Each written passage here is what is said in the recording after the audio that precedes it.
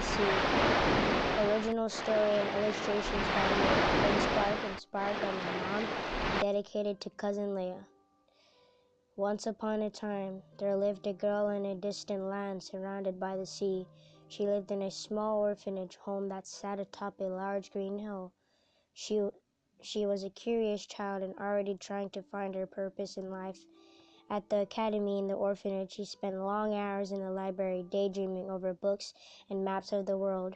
Her name was Makala. 6 years ago, when she was found sitting at the doorstep of the orphanage, she had no memory of where she came from or how she arrived there. At that time, she could only look up into the eyes of the caretaker, and while shivering in the cold, foggy air, she only remembered her name.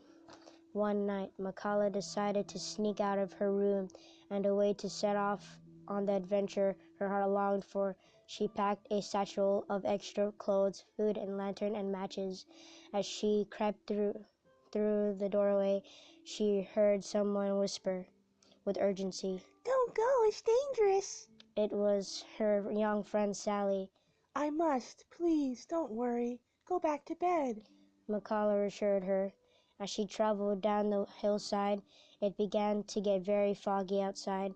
To her surprise, the fog rose and thickened until each star in the sky above was no longer visible. She started to have a bad feeling. When she turned around, she could only see she was surrounded by shapes of trees and more fog. Makala decided she could only go forward. She continued down the unseen path and tried to think happy thoughts. The girl did not see that she was approaching a cliff's edge. Her foot stepped over into the air, and she reached out into the black night and fell. She made impact with the water and was suddenly engulfed in strange bubbles that seemed to be pushing her further down into the depths of the sea. A tickling sensation ran along her neck and ribs. She began to grow gills on her body.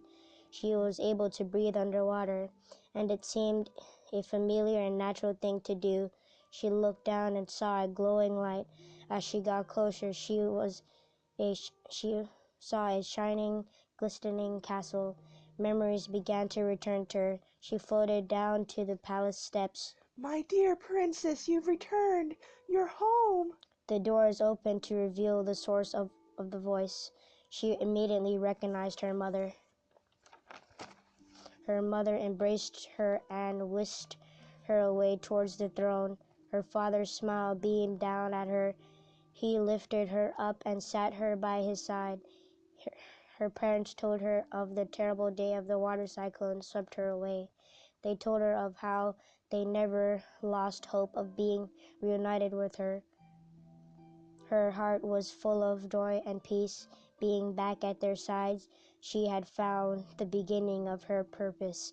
She had found the true happiness. The end.